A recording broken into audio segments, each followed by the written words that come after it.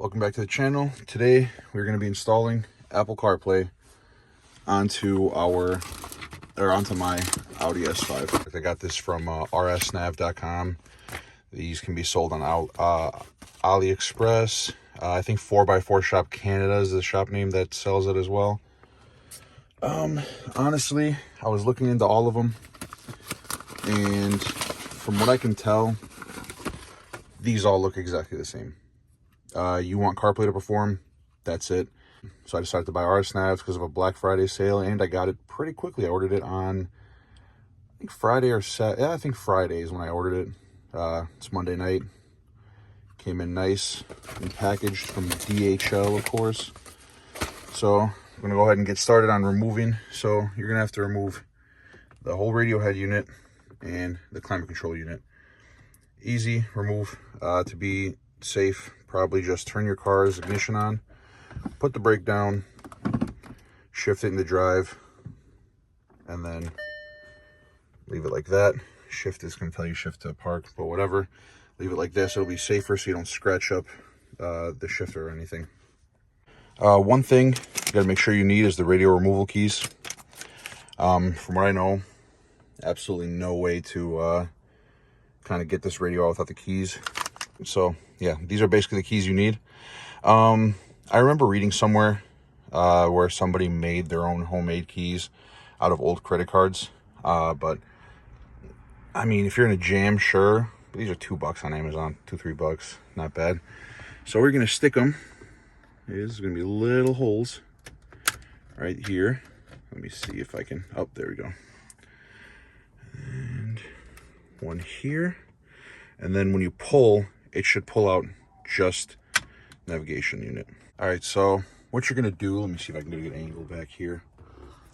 The CarPlay is going to come with a few sets of wires. This one, this is the navigation, I believe. 3M tape, kind of just stick it wherever you want. I'm thinking about just throwing it under the media panel or probably down there. And then you also got your display, not display port, but I mean, these are your cables you're not going to use most likely. It's just going to be this plug-in that goes to the CarPlay unit itself, and then this USB wire. You can kind of, there's a little hole.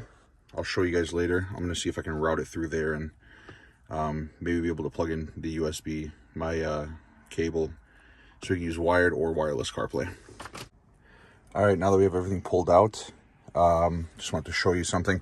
It may sound a bit barbaric, but once you get the multimedia out, you're just gonna have to pull on this a little bit, give it a little bit of pressure, and it should pop right out. You're gonna be taking off this cable on the right.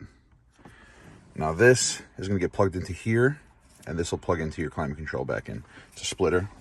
Then you have this plugging in. Let me see if I can pull it out and show you guys. Right here into this cable, which then plugs back in to the Audi's concert or multimedia radio. And then this goes straight into the CarPlay. So we're gonna go ahead and do that, and then I'll show you the next steps afterwards. By the way, I've read a few forums. A lot of people just don't end up using this at all. Yep, so all you're gonna be messing with is this big area, and then the climate control splice as well. One mistake that you might make, definitely make sure this is flush. This sits flush. If you get it in and put down the bracket to like lock it in place, and it's like a 3/4 of the way out, it's not gonna read. It's not gonna do anything good. You don't have it fully in. So make sure both are fully in and flush with each other. One mistake that I made is the LVDS cable right here. So I originally took this cable and put it in here, and then took this cable that's already in here and put it in there. Make sure you have where the gray cable plugs into the gray LVDS, plugs into the blue LVDS, and then this one goes where the gray one used to be, and they lead into this wire. And this wire that it leads into goes into the CarPlay. Now, depending on your car, you're gonna have to flip some switches. For my car, everything has to remain off. I believe for a Q5, I think like, I don't know, 3 and 7 are on. and on means flip down, off is flipped up. I'm not going to end up putting in the wired CarPlay. I don't see a reason to. I'm going to see if I can get the nav in real quick. I'll probably just 3M it back here. This comes off. This is where you screw it in. And after that, I'll show you guys how the CarPlay works, how do you set up your system and all that.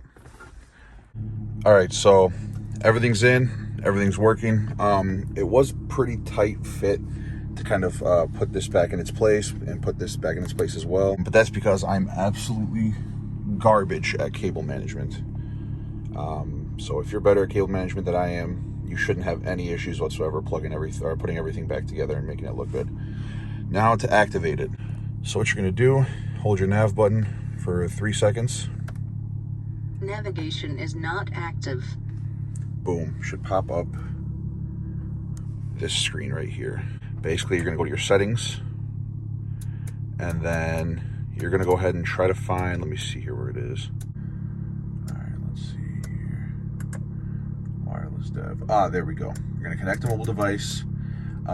One thing I forgot to do actually. Ooh, almost forgot this. Navigation is not active. I'm gonna go ahead and go to menu. All right, so what you're gonna do here,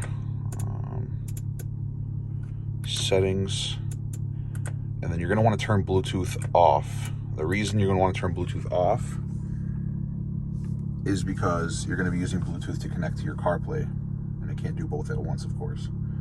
So now you can just back out of there. Okay, I'm gonna go ahead and connect Bluetooth, set everything up, and then I'll show you what it looks like afterwards. So this is what the CarPlay looks like. It is not touchscreen, so you're gonna be using your knobs for this part. So this is what it is installed. Yeah, so it is a little laggy on camera. And when you're not recording or using the camera and trying to use CarPlay at the same time, it works flawlessly.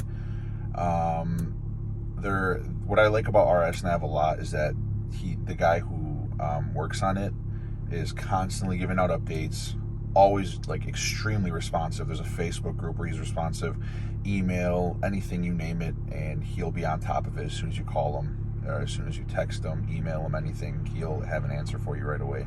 From the looks of it, everybody seems to like this product. A few bugs here and there that people mention. I haven't seen anything yet, but then again, I've only been with the system for about an hour. All right, and that's the end of the video. Here's Tony. He was not here for the install. But yeah, that's finished. And it looks really nice, performs well. Like I said, like 50 million other times, Tony's probably gonna edit them all out. It is slow. It's slow when you record it, but it's a lot quicker when you actually use it. But yeah, but that's it. It looks good though, seriously. Honestly, I was surprised when I saw it. It actually looked really good. And it was not bad. I ordered it like Friday at like 1 a.m. and it came in today, you know, a few days later. I guess we'll have it in the description, the link to the product. You want to see more content like this, we're definitely going to try to we're going to try to put more videos out there faster. Yeah. I'm slowly running out of car parts to put onto this thing. All right, we're really going to end it here now. If you enjoyed the video, like, subscribe. We'll have the link in the description for this Apple CarPlay. Other than that, see you guys in the next video.